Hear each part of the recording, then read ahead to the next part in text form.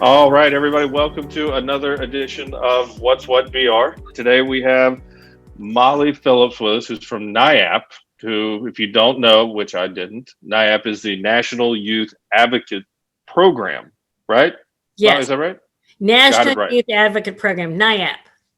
I cheated. I had it on another screen, so making Good. sure. So how are you today? Things are good? Fine, thank you. Enjoying this beautiful, cool weather after our crazy storm. That's yeah. For anybody, we're recording this the day after Zeta. I don't know, however Something you in the want to. Greek alphabet. We've never had this many storms hit Louisiana before. It's Yeah, crazy. I don't know what's gonna like. Everybody keeps saying, it's like, what happens on the next one? Do we go to Alpha Alpha? Who knows? But horrible day yesterday. But at least here in Baton Rouge, it is amazing weather today in the 50s, 60s. I'll take it all day. That's right. So pray for those down in South Louisiana, and we'll do the best we can, here to help them. So. That's true. So tell me, Molly, as we jump into this, for anybody who doesn't exactly know, NIAP or National Youth Advocate Program has been around a long time. Got roots all the way back to Ohio, but you're here in Louisiana. You're here in Baton Rouge, Right. with us. But tell us, what is it for the person who goes, like the name, but what is it? National Youth Advocate Program is a foster parenting agency. We train, recruit, and provide foster care and place foster children with the foster families that we train. So that is our mission. We've been around for 43 years. We started out in Cincinnati, Ohio. Dr. Mubarak Adwar was a Palestinian refugee who came to Ohio as a child and was educated here, and he saw the need.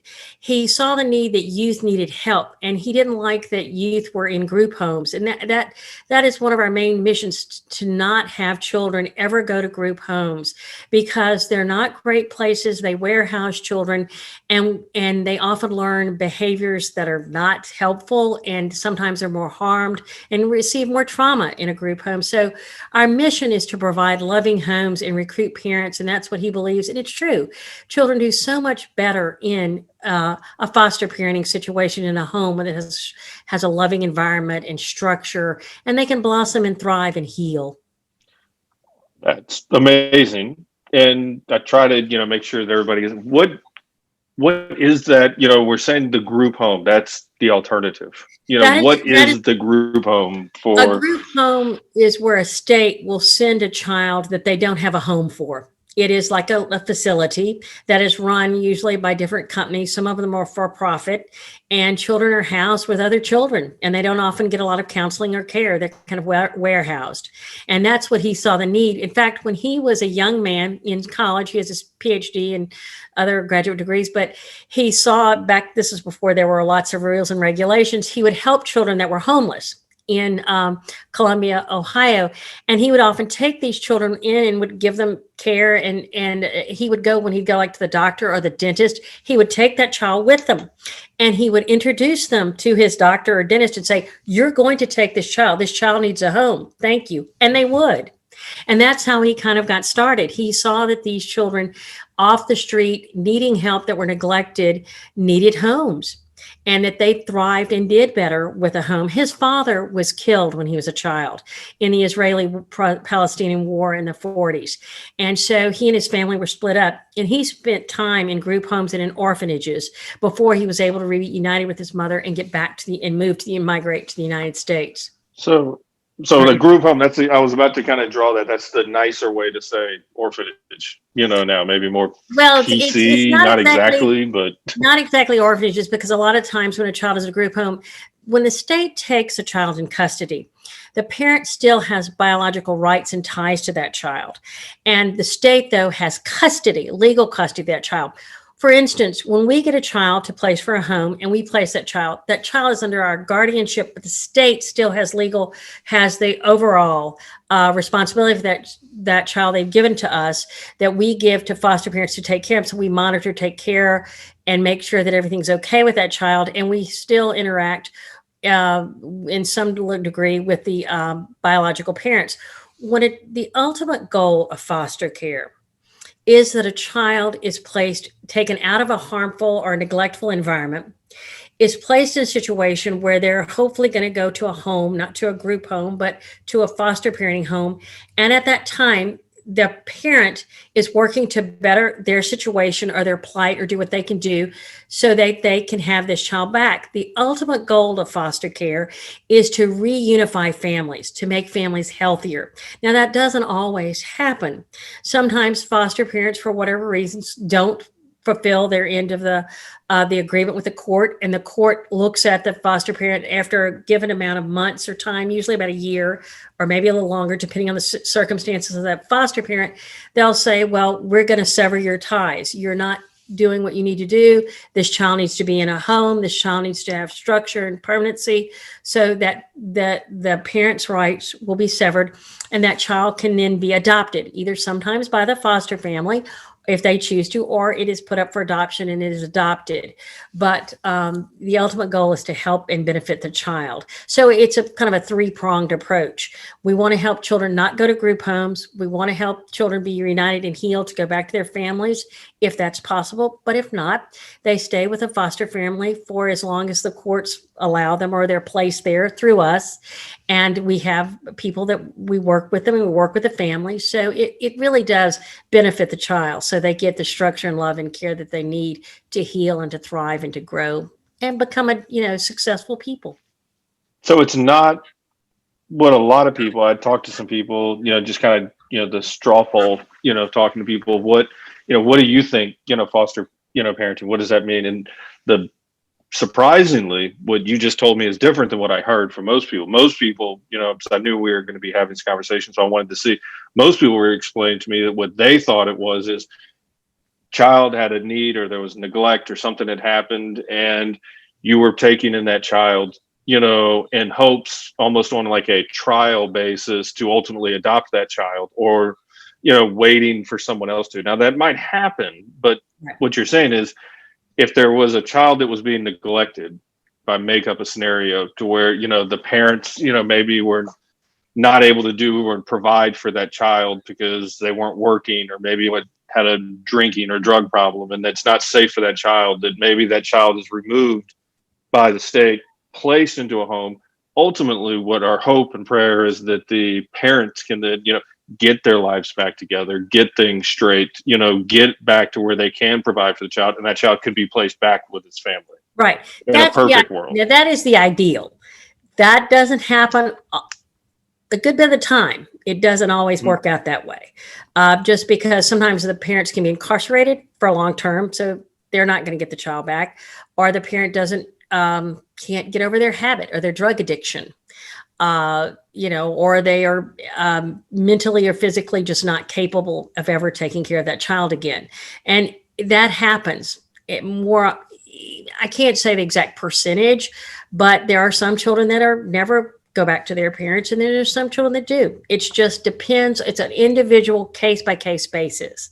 Now, sometimes we can look at the paperwork and kind of have an idea that, well, this probably child may never make it back to their home just because of the severity or what their parents' issues are. And then some you say, well, no, this may have a good chance of possibly going back to their home if all works out well, because children want to be with their biological parents, oftentimes because that's all they know. That's their parents. That's who they're from. But it does provide a big need for children that don't have that and need someplace to go while they're working through this process. There's an awful lot of neglect and abuse. And as we say, we're working with children from hard places. I would assume, and I'm going back, and I didn't think about this before, we talked, we had on the show not too long ago, we had Liz Betts and, Jacqueline Wilson from CASA. Do you guys work, with CASA? Is Some that of our something? children do have court appointed people that work with them because CASA is, obviously an advocate for the court. And these children are awarded their own attorneys. Their parents have an attorney. The child has an attorney. They have representation in court when they have to go before legal processes, And I asked that just to kind of drive from my own curiosity to where I've always been raised, where it's not always black and white. There's shades of gray, there's a lot of gray in foster care with foster children in general. I mean, some of these children have horrible circumstances. I mean, just have, not all, but a lot of them. And, they haven't had a fair shot at life ever. So when they get into a foster home and get love and care, and they'll say, well, what do you want for Christmas? And these children will say, well, I wanted just a decent pair of tennis shoes, and I don't want a Game Boy, or I don't want this Xbox or this big, expensive toy. They just want a basic, needs met, because they've never had those needs met, or they get to have a Christmas for the first time, or share a Thanksgiving. I mean, these children have never had birthday parties, some of them. They've never had what you imagine an average child would have. They just haven't had that. They may have seen it. They may have gone to, multiple schools, if they've gone to school at all. Nobody's helped them read to them. Nobody's helped them with their homework. So they really just need that structure and need the care. It's just amazing when you see what foster parents can do to people. It's like you're there giving and helping and molding, and it's very rewarding, because you can see the child change. You can see the child begin to thrive and learn and learn how to be successful, and how to have good conversations with people, what's appropriate socially, how to interact with people. If you have an older teen, how to, apply for a job. What is a resume?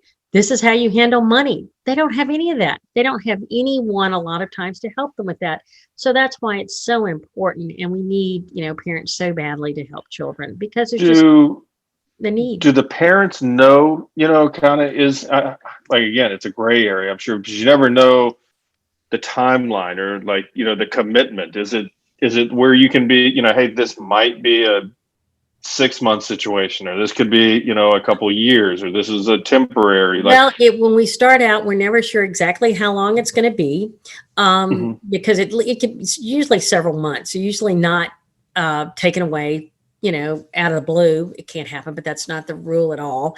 And these children are mostly with parents for at least 7 months to a year or longer, because the parents have to go through the court process. The child is represented. So it takes a while. But a lot of times, some people, I know foster parents, in other entities that have been foster parents, and they've ended up adopting their children. That happens sometimes. I mean, I can't say it's, 99% or anything like that, but that does happen. And, or sometimes a relative might come out of the blue and say, well, I'm going to take this child. They take the child for a while and realize, I don't want this. I really don't, I was maybe doing it for some reason, but it's not good. And that other foster parent ends up back with the child. The main thing is, and the state is in agreement with this, we want structured people that you can trust, that are good to take care of children. That's why all these policies and trainings and things are in place, to make sure the child's going to get a good home, and is going to get people that are That's where I was going. Committed. It's kind of without you don't want to, you pull the child's ripped out of the life that they know, and then they're put into this new life and new school, and and then lastly you want to do is rip that again, and go back to where the state really wants a stable home and a good environment, and that's what we want. That's why we were here. We were asked to come in because we have a really good reputation, a good background, a good program. It's solid. We help the parents every way we can, and we're in the child. We advocate for them. So we are here to help children in need. There are about 3,500 foster children in East Baton Rouge Parish alone. There are an average of usually 40 to 50 that need homes at any given time, needs placement in EBR. And then the surrounding areas is the same way. Livingston is a very high foster parent rate. There are just a lot of people, for a lot of reasons, that have children and can't take care of them. And it's very sad. So you guys are new to Louisiana. You're not, but no, I'm not. The organization is. But one of the things I can imagine, and I guess we've been doing this show. I talked, not too long ago with St. Elizabeth's, actually earlier this week, I think. They came on, they're an adoption agency, and right. So, but they were saying, I asked the question, I was like, is it more parents looking, to put their child up, or is it more of a need for, children? She's like, it's more of a need, for the children.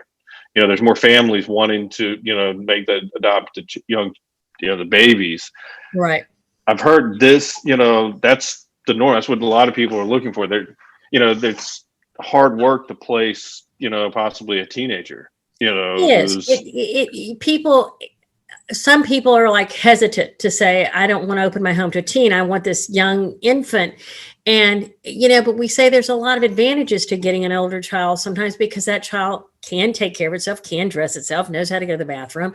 You're not going to get up typically during the middle of the night for feedings and that sort of thing. And these children blossom. They are so in need of care. But people are often hesitant. Well, I don't know about that. And so we tell them, give it a try. We'll let us help train you. We will provide you with all the skills and knowledge, and we're there for you 24/7 to help you through the process. And people that open up their hearts and work with teens, like a particular family, we placed a child in May. They wanted a 5 or 6 year old child because they know how hard it is. You can't hardly ever place infants. They're already, placed, or they go very quickly as soon as they're almost in the system. And so they ended up getting a 12-year-old little girl, and she was high needs. She had some issues, and we didn't know how exactly it was going to go because of the way she was portrayed in her paperwork. Well, they got this child. She's very loving. She's very caring. She's appreciative. She has thrived and blossomed. She was so happy decorating for Halloween for the first time and getting to pick out a costume. She'd never had any of that. And so just having her education, she was educationally, she was very behind for her age. She couldn't read. Had to learn her ABCs. But she's now she's in 6th grade or 7th grade now. I can't exactly remember, but she's thriving. She's in school. She's doing well. They're getting her reading. She's grasping things and learning. She's making good grades. So it's just a matter of being open to a different idea and open your hearts to these children, because it can be so rewarding to you to see that you're giving in such a manner that makes such a huge difference for these children. You mentioned the 24/7 support that you guys are there. What is that? Because obviously, with introducing a new child into a home, whether there's existing children or not, my parents, were divorced. And but I can remember hearing conversations from my younger siblings, it's like, well, you're not my dad. You're not my mom. It's like, okay, these things tend to escalate, Sure. sometimes, and you got to deal with it, but you guys are there around the clock. We are. We start out by training parents. I mean, that's the key basic in setting the foundation. We train parents in therapeutic foster care, which is a specific curriculum that's designed to help people work with children that have higher needs. The child could have anger issues. The child could be attention deficit disorder. Child could have a reading disability. The child could be learning delayed a little bit, have some challenges. Maybe on the spectrum, they could be, have, some issues in that manner, but we work with them. And if a child's attention deficit, that puts them in that category. They can be fine in every other way. And it's an educational thing. It's a learning disability, an educational challenge that they overcome. But we work with the parents. We give them training in how to be a therapeutic foster parent, which is basically, it's a great parenting course. I wish I'd have had it when I was raising my children, because it's just great tips of how to communicate, how to de-escalate situations if a kid gets grumpy or angry. It helps you understand children that have, issues. What teenager or what child doesn't have issues? None of us are perfect. So it really gives you a good foundation to work with. Then we also offer crisis intervention management, how to de-escalate a crisis. If somebody's getting upset, how do you handle them? We're a no-hold agency, and that means we don't physically discipline a child at all. Hands off. You can, take away privileges. You talk to children, you educate children, but we physically do not use physical discipline at all with children. And so we teach parents how to do that, and how to negotiate with children, and how to help them so that they don't, they de-escalate a situation, and how to be an effective parent. So we go through all those trainings, and if they have some other trainings they have to go through the state, which are like talking about SIDS or how prudent parenting, just common sense things to do as a parent and how to parent. And we offer 24 support when we are there when a child is placed. and we meet the child and the social worker, and we know the child's coming. We have, we're there for that. Then we have a treatment coordinator who meets weekly with the parents, who will take a child, if the parents are working, to a doctor's appointment or a counseling appointment. They keep up with the day-to-day and the things that are going on with the child. I'm the licensing coordinator, so I do the education training and licensure of the parent, getting all the paperwork and things, and making sure they meet all the qualifications and requirements to be a foster parent. And I keep up with their licensure and paperwork. That always has to stay current, like whether you have current proof of insurance for your car, current driver's license, those types of things. And so I do that. But I talk to the parents at least once a month about training needs, because parents do have ongoing training needs, that we keep them current or help them with any issue they may have. Or like a parent may say, I really want to know how to better communicate with a child, or how do I get a child to do their homework better, or whatever. And I provide training for that, or I give them resources for that. So we're very much hands-on in supporting our parents. We just don't give them a child and say, here, goodbye, we'll talk to you in a couple of weeks. We are very much present, and not intrusively, but we're there to help with the parents, so they know that we're there for any need, any issue, day, night, weekends, holidays. We're there for them. That's amazing. So if somebody's listening and they're going, I want to help, but the first question is, am I qualified to help? Is there 5 boxes that you need to at least check off before you, Sure. give you guys a call? There's some things, they're not real difficult. Therapeutic foster parents have to have a high school diploma. They have to have financially stable income. That can even be disability or Social Security, just so they can meet their financial monthly needs of their own. They can live in an apartment. They can live in their own house. They must be able to pass a background check. Every foster parent has to go through a background state through certain registries to make sure they're not a sex offender or haven't committed any heinous or violent crimes that would prevent them from being a foster parent. With that said, people may, when they were a teen or maybe a younger person, has some type of minor record, that they've done, and that might not prohibit them if it's not to do with child abuse or any kind of major felony. And also parents that maybe haven't had perfect backgrounds themselves, perfect upbringings, and they think, well, I've experienced all this trauma, or I've been abused, or I was, assaulted. Well, they understand. They're more than welcome to be foster parents, because they can sometimes identify. Now, foster parents don't have to have those kind of backgrounds, but that's okay if they do. We don't want anybody to think, oh, I have to be this, well-educated, wealthy, upper middle class or middle class person. It could be anyone from any walks of life, because we work with children from all walks of life. That's what our agency is all about: diversity, helping people. A person can have meager income, meager home, and they can be the most loving, caring, great foster parent. Or they can be people of means that have, plenty to share and wealth, and that's great too. As long as a person has that high school diploma, secure income of some sort that we can verify, pass the background check, have a bedroom that a child can have. They can even share a bedroom with a child of the same gender, but only like 3 to a room. We never would want more than that. Typically, a foster child usually has their own room, just because that's what most people have, a spare room, or that they have a room. They can have other children. They can have siblings. They can have grandchildren. Foster parents can be married, single, gay, straight, whatever religion. We're very open, because we believe that all people have something to give. And we want foster parents from all walks of life, because our children come from all walks of life. And I think, you touched it in a couple different areas, but I guess for the person who doesn't necessarily have the means, for somebody, like you said, maybe it's their fixed income and they go, I'd love to help, but I've got a fixed income. I can handle, myself and my wife, or, we can handle our situation, but we have the heart to, help, but we don't have the means to, nowadays, let's face it, where we're at, with COVID and jobs and, people look, it costs to bring another child into a home. Sure.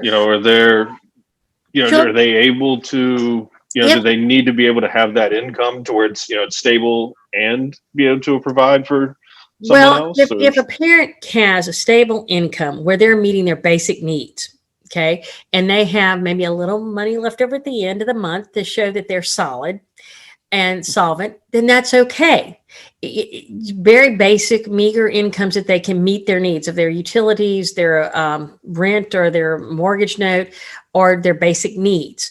And if a person can meet those needs, parents are also reimbursed for foster parent. It's not like we tell them it's not a job, and we don't want foster parents that are just doing it because they want the income, the reimbursement. But foster parents are reimbursed if they meet all the qualifications, go through the training, go through the background checks and pass those, which most people do, then and go through the training and complete the program and commit to it. Then once they're placed with a child, there is reimbursement that is more than generous to help foster parents take care of the child, and any extra they use it to pay for utilities or some of their own personal living expenses, to help buy groceries. It's more than generous to help take care of a foster child. So they have, and a child also, a foster child, they don't have to pay for their medical expenses. They're on Medicaid. So that is all taken care of. A child can even gets allowance out of part of that money from the state. They have to get an allowance, depending on the age, and that's taken care of by the foster parents. And we monitor all that. So it's not a huge financial burden on parents at all. Okay. It is more, they just have to meet those basic requirements and needs, and most people can do that.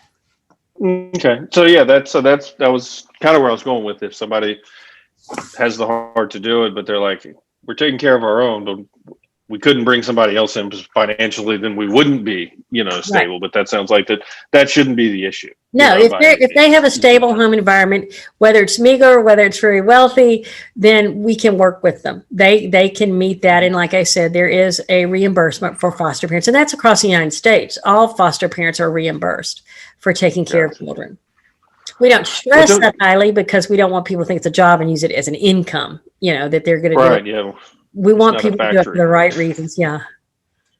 So tell me, you guys are, 10 states, been doing this into Baton Rouge, kind of came into the fire zone, right now. But you had mentioned earlier, just in East Baton Rouge, I think you said 3,500 foster kids, and 30 to 50.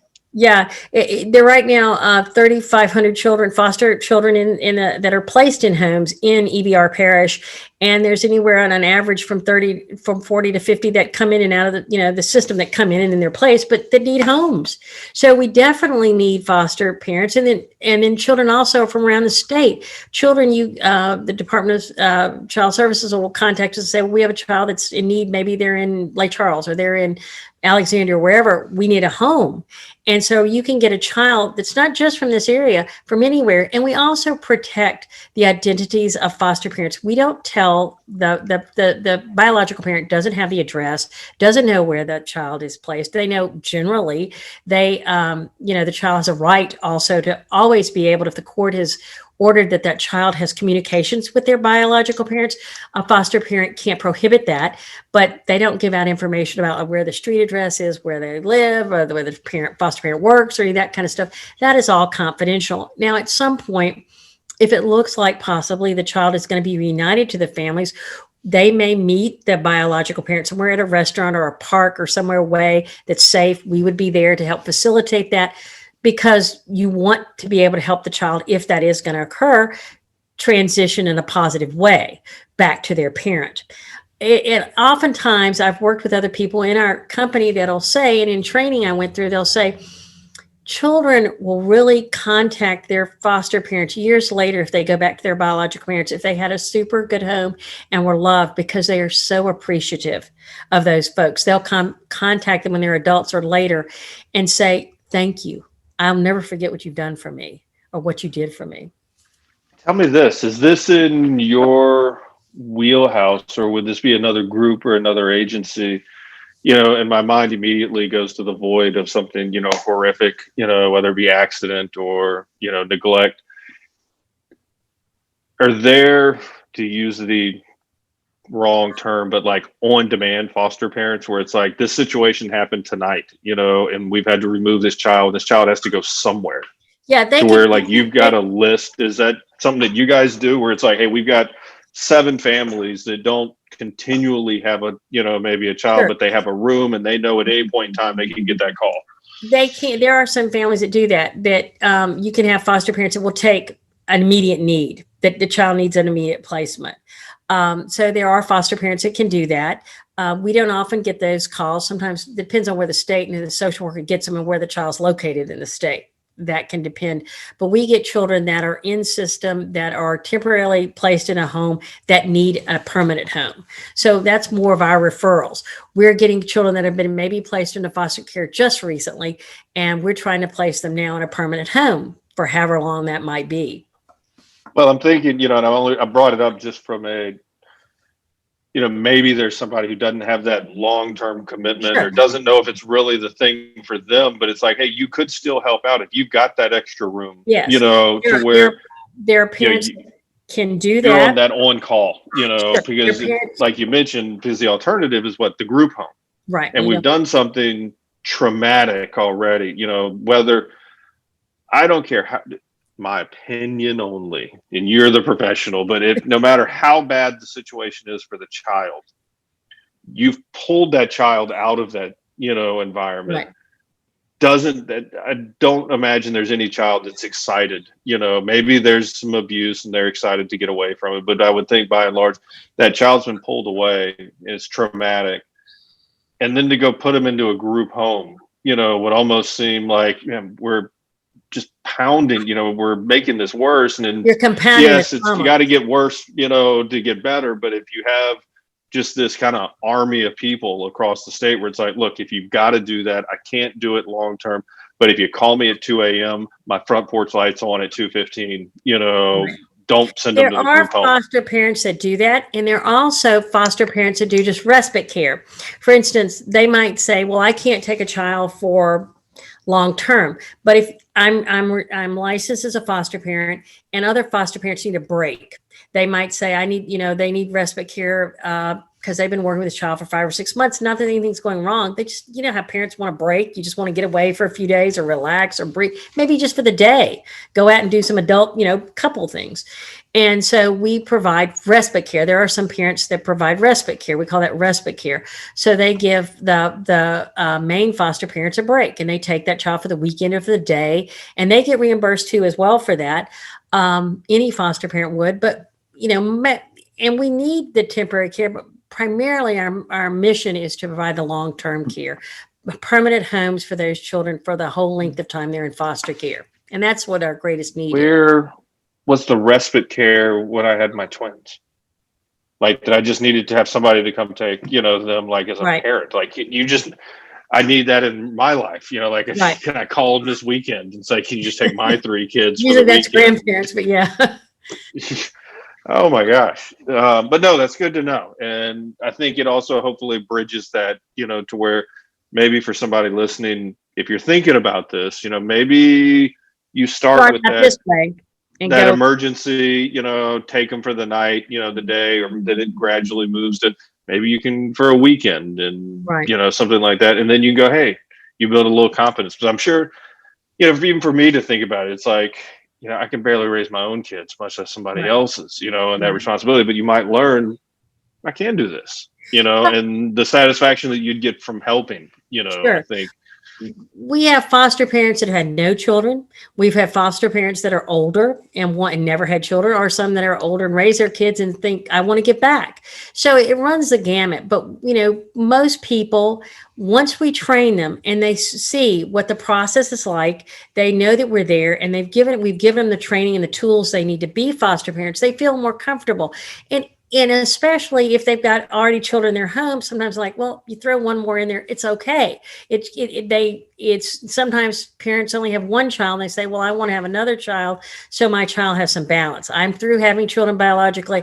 I want my child, though, to understand they need to share, they need to learn, and I'll just see what other children go through and help that child. So it's a different sort of approach, but it helps them and their families open their hearts to kids that are in need. And I think most people, once they think, well, I can do this and go through our training and know that we're there, they feel a lot more comfortable because they have an understanding that they didn't before. Like you said, you had some questions or you didn't realize. And So I think if people get in the system with us and get into our training, they'll feel more comfortable about opening a home to a child. And then they get to choose what the gender of the child they're interested in fostering, the age range, the ethnicity, any particular needs or things they don't want in a child, qualities or things that they don't want to work with. We're open to that. We would never force a child on any parent that wouldn't meet their qualifications, that their parameters that they're comfortable with. We do a really good job of that. So that helps the parent feel comfortable. Like, say, for instance, some parents say, well, I wouldn't want to work with a gay child. That just isn't my beliefs. That's fine. We'd never place a gay child with you. But there are some parents that say, I'm open to that. That's fine. I understand it. I'm there to help that child, because some children are thrown out of their homes or their parents just neglect them or abandon them because they may come out and say they think they're gay. And so that is a problem. And gay children are at risk, or teens are at risk for suicide because they feel, abandoned. They feel confused, conflicted. And so they need that stability. That is also why we're here, to help children that have those conflicts and needs.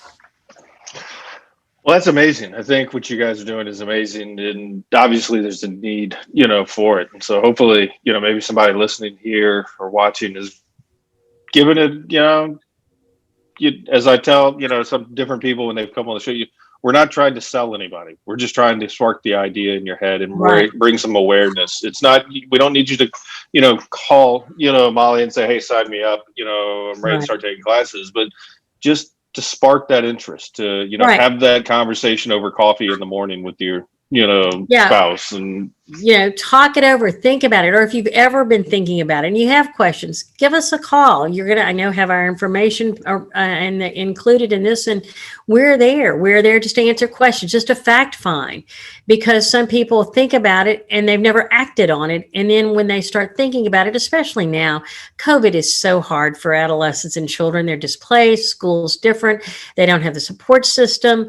So, it makes it doubly hard to reach people. That's part of the reason why we're doing this podcast with you, is to reach people, to get people to know that the National Youth Advocate Program, NYAP, is here. We're here to help Louisiana children and teens that need, this help so much, and need a good family and good parents and people to go to. It could be a single parent. It could be a couple. They can have gay parents. We're very open to any religion, any ethnicity of people that want to provide a home, because that's all these children need, is structure, love, and care that they haven't gotten. Well, Molly, I appreciate what you guys have done and continue to do over all the years. And if there's anything we can do to help you, we'd love to have you come back, give us an update, see, how things are going. I'm sure there's a lot going on, and I appreciate you giving us this much time today. Well, it'd be great for parents and families to open up their homes for the holidays to youth. That would really mean a lot to some of these children. I can imagine there's some that just haven't had the experience to go pick a Christmas tree. Nope, never had Halloween. Many of us take that for granted. That's right. Thank you so much, Brandon. I really appreciate it. Thank you. Take care.